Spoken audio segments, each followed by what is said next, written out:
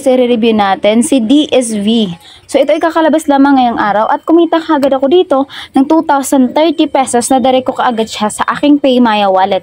Ngayon, paano ko ba kinita ang kanilang earnings na 2,030? So, tapusin nyo lang ang video na to para malaman nyo kung paano ko itong ginawa. So, ang una natin gagawin is magre-register. Tap nyo muna yung link and then magre-register tayo. Gamit ang ating mobile number, magta-type lang tayo ng CAPTCHA and then gawan tayo password tapos sign in. At ito agad ang bubungad sa inyo na kung saan magbibigay ang platform nila ng 30 pesos pagkapasok natin dito. At ang kailangan na lang nating i-fill para makapag-withdraw dito ay 70 pesos lamang kasi ang minimum withdrawal is 100 pesos only.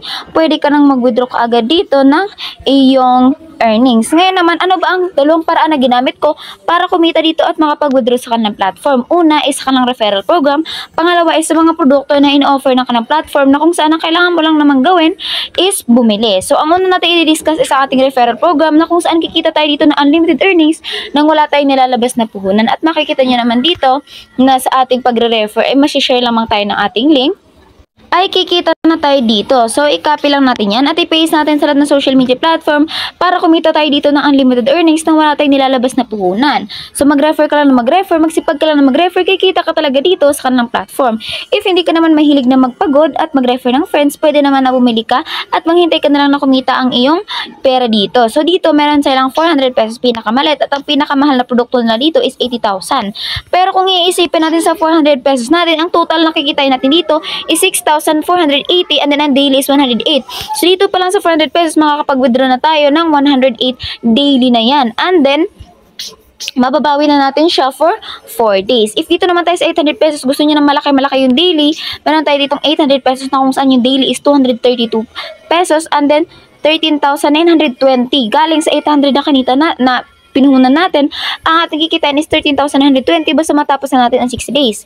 Pero kung dito naman kayo sa maximum ways of earning na dito sa ating products, meron naman sila dito si 80,000 pesos na kung saan ang daily income is 34,400 and then 2 to 3 days, bawing-bawi na natin yung ating pinuhunan dito at ang total na kikitain natin dito is 2,064,000 pesos. So, kung iisipin natin, konti lang yung puhunan natin pero malaki yung pwedeng kitain natin dito basta magsipag lang tayo. Ang kailangan natin gawin is pumili lamang ng produkto at pagkatapos itatap mo lang na tapos ibabay mo. Kapag nabay mo na, mapupunta ka sa GCash sending form, doon ka magbabayad ng amount na pinili mo dito. Ayan, 400 pinili mo, 400 yung isisend mo sa number na binigay nila.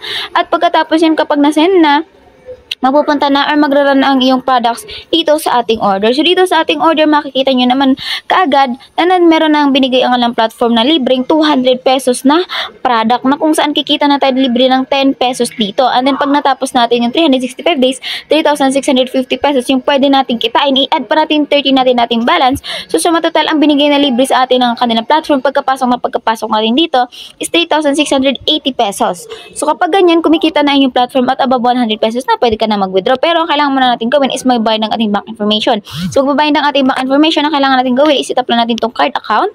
And then dito, ang nakalagay, GCash lamang ang bank name, pero PayMaya talaga darating. So, ang ilalagay natin dito, PayMaya name natin at PayMaya number, isubmit lang natin at pagkatapos itatap na natin itong ating withdraw button.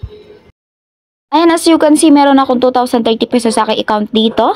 So, i-withdraw lang natin 2,030 pesos and then lagay lang natin dyan. At pagkatapos, i-withdraw lang natin, tap lang natin yung withdraw. And then, hihintayin lang muna natin ng processing at dumating sa ating GCash or PayMaya wallet. Kasi, maintenance nga yung GCash natin. So, kailangan natin siyang hihintayin sa ating PayMaya wallet. So, mga ilang minuto lamang darating na kagad siya sa ating wallet. Hindi kayo mag-alala. So, nag-withdraw tayo dito ngayong araw. So, titignan natin kung ilang mga minuto siya magtatagal bago natin ma-receive. So, hindi umabot na ilang mga minuto, na-receive ko na siya. At ayan, na-success na siya at na-receive ko talaga siya sa aking PayMaya wallet. Hindi umabot na ilang mga minuto at kumita na kaagad ako dito. Tanggap ko na ng buong buo yung aking withdrawal dito na 2,030 pesos at nagpapatunay na ito na legit at ang pagkakataan talaga natin ang kanilang platform.